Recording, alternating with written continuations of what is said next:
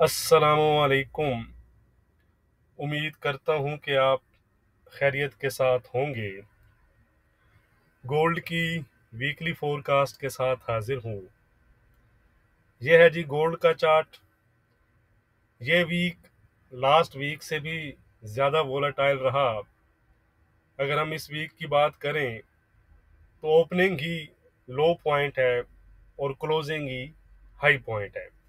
It's mean कि no week on इधर side on weekly chart. अगर आप वीकली कैंडल देखेंगे तो उसका लोएस्ट पॉइंट पर आपको ओपनिंग नजर आएगी और हाईएस्ट पॉइंट पर क्लोजिंग नजर आएगी। इट्स मीन कि 1867 पर ओपन होकर 1989 पर गोल्ड ने तकरीबन $122 के गेन के साथ वीकली क्लोजिंग दी है, यानी 6.5% का गेन। गोल्ड में ये तेजी क्यों आई, इसके पीछे क्या रीजन थी? इसके पीछे अगर हम देखें तो दो जो थी वो मेन रीजन थी। नंबर वन, एक तो था banking crisis fear. Last week के एंड पर सिलिकॉन वैली बैंक और सिग्नेचर बैंक जो थे वो कोलैप्स कर गए थे। उसके बाद इस वीक एक स्विस बैंक जो था वो अंडर क्राइसिस आया, जिसकी अपडेट मैंने आपके साथ शेयर की थी, जिसको बाद में स्विस गवर्नमेंट ने बेल आउट किया है। उसके बाद वॉल स्ट्रीट जर्नल की एक रिपोर्ट में कहा गया है कि तकरीबन 186 बैंक्स में सेम एसवीबी की तरह के जो फॉल्ट हैं या जो कमजोरियां हैं वो पाई गई हैं। तो इस तरह एक तरह से आप कह सकते हैं कि मार्केट पर जो बैंकिंग क्राइसिस का फेयर है वो हावी है या हावी रहा, जिससे गोल्ड की डिमांड में एज अ सेफ हेवन इजाफा हुआ। Number two reason number two reason जो है वो फर्स्ट रीजन से लिंक है। बैंकिंग फेयर की वजह से यूएस की जो 10 ईयर बॉन्ड यील्ड थी वो कोलैप्स कर गई और वीकली बेसिस पर तकरीबन 7.25% के लॉस के साथ वो क्लोज हुई हैं। और आपको पता है कि बॉन्ड यील्ड जो है वो गोल्ड की मेन रिवाइवल हैं। आप देख लें चार्ट पर, यील्ड में 7.25% का लॉस आया तो गोल्ड में वाइस वर्सा तकरीबन 6.5% का वीकली गेन आया। तो इस तरह आप समझ सकते हैं कि एक तरह इनका एक डायरेक्ट रिलेशन है, यानी अगर ये रेड हो तो गोल्ड आपका ग्रीन में होगा और अगर ये ग्रीन में हो तो गोल्ड रेड में रहता है। मोस्ट ऑफ द टाइम ऐसा ही होता है। बॉन्ड यील्ड में फॉल की वजह, एक हैवी फॉल की वजह ये थी, जो करंट सिचुएशन मैंने आपको बताई है बैंकिंग फेयर की, कि उसके बाद अब फेड के लिए ये मुमकिन नहीं रहा कि वो मजीद आउट ऑफ द बॉक्स जाकर अग्रेसिव रहे। यानी जो 50 बीपीएस प्रीवियस वीक से पहले हम डिस्कस कर रहे थे कि 50 बीपीएस भी मुमकिन है, तो वो अब मुमकिन नहीं लग रहा, बल्कि मुमकिन की बात हम क्या करें कि उसके चांसेस ही नहीं, अब 50 बीपीएस इम्पॉसिबल ही है। मार्केट पार्टिसिपेंट ये समझते हैं कि फेड अब अगर मैक्सिमम जो हाइक करेगा तो वो हो सकता है 25 बीपीएस। कल एक रियूटर की जो रिपोर्ट्स में अगर आप देखें, जो मैंने आपके साथ शेयर भी की है, कि मोस्टली जो इकोनॉमिक्स हैं उन्होंने 25 बीपीएस को फेवर किया है इस मीटिंग में जो नेक्स्ट वीक आ रही है। और इवन उसमें से कुछ ने तो पास का भी कहा है कि शायद फेड जो है वो कुछ, यानी कि किसी किस्म का रेट हाइक ना करे। तो ये तमाम जो न्यूज़ थी जो मैंने आपके साथ टेलीग्राम और फेसबुक पर शेयर की थी, तो आप कह सकते हैं कि फेड का स्लो डाउन होना भी आपको पता है कि एक तरह का सपोर्टिव फैक्टर है गोल्ड प्राइसेस के लिए। बहरहाल अब नेक्स्ट वीक जो है वो एफओएमसी मीटिंग ड्यू है, तो क्लियर हो जाएगा कि फेड जो है वो करंट सिचुएशन में क्या या कैसे बिहेव करता है, क्या स्टांस जो है वो अपनाता है, और ख़ास तौर पर फ्यूचर रेट हाइक के बारे में क्या गाइडेंस देता है। क्यों कि गोल्ड के लिए ये रेट हाइक अब इतना इम्पोर्टेंट नहीं रहा, क्योंकि ज़्यादा से ज़्यादा आप कह सकते हैं कि इसने इसको अब्जॉर्ब कर भी लिया है। तो इम्पोर्टेंट जो चीज़ रहेगी कि वो फेड फ्यूचर रेट्स हाइक के बारे में क्या कहता है। यानी प्रीवियस अगर आपको याद हो तो हम जो 6% पर पिवट की बातें कर रहे थे या हो रही थी, अब फेड अभी भी उसको इंटैक्ट रखता है, अपने उस टारगेट को हाई रखता है, या उसको लो करके 5.25 या 5.5% तक लेकर आता है। तो मेन चीज गोल्ड के लिए मेरे ख्याल में ये चीज रहेगी। बहरहाल गोल्ड प्राइसेस एक्सट्रीमली वोलेटाइल हैं और मज़ीद वोलेटाइल रह सकती हैं। तो मैं काफ़ी दिनों से आपसे कह रहा हूँ कि इस मार्केट में बहुत ज़्यादा कॉशियस रहने की ज़रूरत है। लार्ज साइज जो है वो, यानी अपनी जो क्वांटिटी है वो कम करें, मिनिमम एसएल लगाएं और अपने आप को सेफ साइड पर रखें। गोल्ड अभी भी काफ़ी शार्प मूव देगा आने वाले दिनों में, और ऐसी ही मार्केट में जो है वो अकाउंट वाश होते हैं। तो बेहतर यही है कि आप अपने आप को सेफ साइड पर रखें। गोल्ड के बजाय जो दूसरे पेयर्स हैं उनमें शिफ्ट हो जाएं अगर आपने ट्रेडिंग करनी है लाजमन, ठीक है। यानी इट्स मीन कि गोल्ड में ट्रेड करते हुए आप बहुत एहतियात से काम लें। बाकी आप मुझको न्यूज़ और डाटा के अपडेट्स के लिए फेसबुक, टेलीग्राम और व्हाट्सएप पर फॉलो कर सकते हैं। लिंक्स जो हैं वो वीडियो की डिस्क्रिप्शन में मौजूद हैं, आप ज्वाइन कर सकते हैं। नेक्स्ट वीक की बात करते हैं।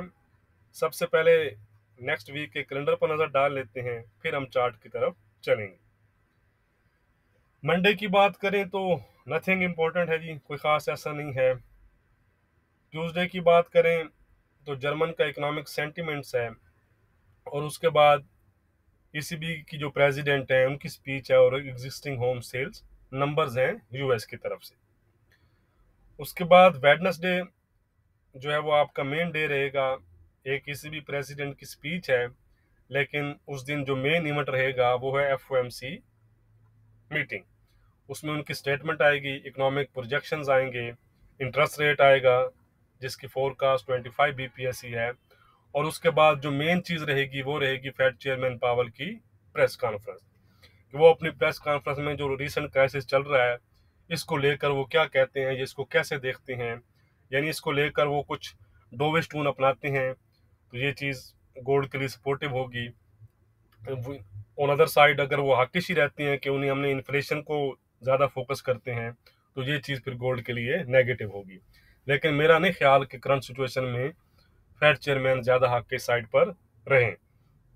उसके बाद थर्सडे है जी। थर्सडे की हम बात करें तो बैंक ऑफ इंग्लैंड, एक और सेंट्रल बैंक जो है, उसकी मॉनेटरी पॉलिसी है, तो ये डे भी काफ़ी इंपॉर्टेंट रहेगा। इसके साथ साथ as usual jobless claim numbers हैं यूएस के, और न्यू होम सेल्स नंबर्स हैं। फ्राइडे की बात करें तो फ्राइडे जो है वो पीएमआई का नंबर रहेगा। 130 पर जर्मन के सर्विसेज और मैन्युफैक्चरिंग पीएमआई आएंगे। उसके बाद ब्रिटेन के नंबर्स हैं मैन्युफैक्चरिंग और सर्विसेज।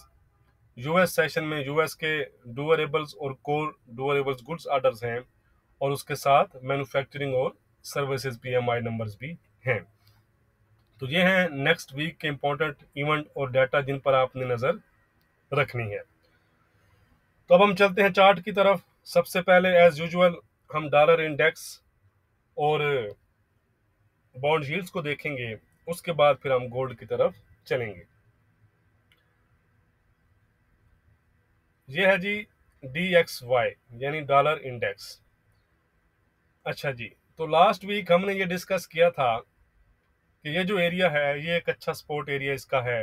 अगर हम देखें तो प्राइसेस उसी जोन में आई और वहाँ से बाउंस होकर तकरीबन 105-10 के आसपास तक गई। तो नंबर वन सिनेरियो हमारा यही था, जो आप कह सकते हैं कि चला। नंबर टू हमारा ये था कि ये ब्रेकआउट करेगा तो हम कह सकते हैं कि दोबारा से ये फिर 101 की तरफ जा सकता है। तो सेम अभी भी हमारा जो आप कह सकते हैं कि जो सिनेरियो है वो सेम ही है, क्योंकि डॉलर इंडेक्स ने अपना सिनेरियो चेंज नहीं किया। यानी अभी भी जब तक ये जोन ब्रेक नहीं होता तो दोबारा से ये 105-10 और इवन 106 की तरफ जा सकता है, और अगर ये ब्रेक करेगा तो हम कह सकते हैं कि दोबारा से ये 101 की तरफ जाएगा। लेकिन फिलहाल ये अच्छा सपोर्ट एरिया है जो इसको होल्ड कर सकता है। ये हैं जी यूएस की 10 ईयर यील्ड्स। अच्छा जी, इनमें हमने डिस्कस किया था कि ये एरिया जो है ये इसका सपोर्ट एरिया है। अगर आप देखें 1 2 3 4 3 4 5, तो इसी एरिया से उसने बाउंस लिया थोड़ा सा, तकरीबन 370 तक गई। लेकिन उसके बाद जो सिनेरियो बना आपको पता है, तो आप देख सकते हैं कि सेम उसने ब्रेकआउट किया, फिर टेस्ट किया और फ्राइडे को फिर डाउन। ठीक है, अब हम इनका जो अब मोस्टली डिपेंड रहेगा वो एफओएमसी मीटिंग के आउटकम पर रहेगा कि वहां से क्या आउटकम आता है। तो अब इस पर हमारा जो सिनेरियो है वो ये है। ठीक है, यानी जब तक ये एरिया इंटैक्ट है, 3, आप कह सकते हैं 35 से 40 का एरिया, तो ये दोबारा से अप साइड को कंटिन्यू कर सकती हैं। ऑन अदर साइड अगर ये जोन को ब्रेक कर सकती हैं तो इसमें आप कह सकते हैं कि एक फ्री फॉल आपको नज़र आ सकता है 320 और 3% तक भी। ठीक है, इस वीक भी ये बड़ी हैवी सेलिंग प्रेशर के अंडर रही हैं, तो ये अगर अंडर सेलिंग प्रेशर रहती हैं और अपनी सपोर्ट को ब्रेक कर देती हैं तो गोल्ड आपको 2000 और even new life time high की तरफ भी जाता नज़र आ सकता है। और अगर ये इस एरिया को होल्ड रखती हैं और दोबारा से अपसाइड को कंटिन्यू करती हैं तो गोल्ड में फिर हमें एक अच्छी है और हेल्थी करेक्शन जो है वो नज़र आ सकती है। अब हम चलते हैं जी गोल्ड के चार्ट पर। यह है जी गोल्ड का डेली चार्ट। अगर हम देखें तो गोल्ड में हमें एक ज़बरदस्त जो है वो बाइंग जो प्रेशर है वो नज़र आ रहा है और अपने एक अच्छे जो रेजिस्टेंस एरिया थे उनको ब्रेक कर कर गोल्ड ने 1989 पर क्लोज हुआ है। अब एक चीज़ का आपने ख्याल रखना है कि गोल्ड में अब किसी भी आप कह सकते हैं कि टाइम जो है वो एक शार्प करेक्शन आ सकती है, तो इस चीज़ का भी आपने ख्याल रखना है, क्योंकि ये जो जितना मूव हमें नज़र आ रहा है ये सारा आपको पता है कि ये न्यूज़ बेस है। तो इमीडिएट अगर हम सपोर्ट एरिया की बात करें तो गोल्ड के लिए इमीडिएट जो सपोर्ट एरिया रहेंगे वो है 1955-60 का एरिया है, और उसके नीचे जो एक अच्छा सपोर्ट एरिया रहेगा वो रहेगा 1933 से 38 का एरिया, जो एक की सपोर्ट एरिया रहेगा जो मैं समझता हूँ कि गोल्ड प्राइसेस होल्ड रख सकती हैं एफओएमसी तक। ठीक है, यानी अगर डाउन आती हैं तो ये जो एरिया है ये होल्ड रख सकता है। अगर ये एरिया गोल्ड एक अच्छे यानी कि मूव के साथ ब्रेक करता है तो गोल्ड दोबारा से 1900 की तरफ जा सकता है। 1900 के नीचे जो डेली क्लोज होगा वो 1870 1870 वो लेवल होगा। 1870 वो लेवल होगा जिसको ब्रेक करना होगा बेयर्स को, वरना जब तक वो ब्रेक नहीं होता तो अप साइड का जो हमारा व्यू है वो गोल्ड प्राइसेस में इंटैक्ट रहेगा। अप साइड की बात करें तो अब गोल्ड के लिए अगर हम देखें तो इमीडिएट जो रेजिस्टेंस एरिया हमें नज़र आ रहा है वो है 2000 से 2005 के एरिया, जो आप कह सकते हैं कि इमीडिएट जो अपसाइड है उसको कैप कर सकता है। वो अगर गोल्ड ब्रेक करे तो हम कह सकते हैं कि 2035 का जो लेवल है वहां तक जा सकता है। याद रखिएगा कि 2035 के ऊपर वीकली क्लोजिंग की बात कर रहा हूँ, यहाँ हम इंट्राडे की बात नहीं कर रहे। वीकली क्लोजिंग का मतलब होगा 2076 और न्यू लाइफ टाइम हाई की तरफ फिर गोल्ड जाएगा। अगर हम नेक्स्ट वीक के सिनेरियो की बात करें तो नेक्स्ट वीक के स्टार्ट में तो गोल्ड पॉजिटिव रह सकता है बिकॉज ऑफ करंट सिचुएशन, और अपनी जो इमीडिएट रेजिस्टेंस है 2000 2005 का जो एरिया उसको टेस्ट कर सकता है। उसके बाद वेडनेसडे यानी एफओएमसी मीटिंग का जो आउटकम आएगा उसका जो है वो आउटकम जो है वो डिसाइड करेगा कि गोल्ड का जो नेक्स्ट मूव है वो किस साइड पर आएगा, वो एफओएमसी डिसाइड करेगी। इसके साथ साथ अपडेटेड न्यूज़ पर आपने नज़र नज़र रखनी है। गोल्ड का जो मूव है वो चली न्यूज़ पर रहा है, तो इसलिए इस चीज़ पर आपने ख्याल रखना है। तो नेक्स्ट वीक गोल्ड के लिए क्या रेजिस्टेंस और सपोर्ट एरिया रहेंगे हमारे, वो हम देख लेते हैं। अभी तक अगर आपने वीडियो को लाइक नहीं किया तो लाइक ज़रूर कर दें, लाइक करने से चैनल को सपोर्ट मिलता है। रेजिस्टेंस एरिया भी मैंने आपको बताया भी है, वो है हमारा 2035 का। 2035 के ऊपर वीकली क्लोज का मतलब है 2076 और new life time high. On other side support रहेगा नेक्स्ट वीक के लिए हमारा, ये भी मैंने आपके साथ अभी शेयर किया है, वो है $1870 का। अगर गोल्ड 1870 के नीचे वीकली क्लोज देता है तो गोल्ड आपका 1850 1830 और दोबारा से 1800 तक जा सकता है।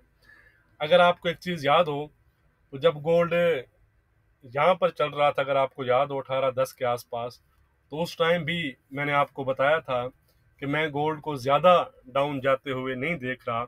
1800 से 1770 का जो एरिया है इस जोन में जो गोल्ड है वो बॉटम आउट कर सकता है और गोल्ड ने तकरीबन 1805 के आसपास के लो बनाए और उसके बाद बॉटम आउट कर दिया। अगर आप में से किसी को ये चीज़ याद हो तो कमेंट्स में मुझे ज़रूर बताइएगा। तो ठीक हो गया जी, मिलते हैं फिर मंडे को। बहुत शुक्रिया।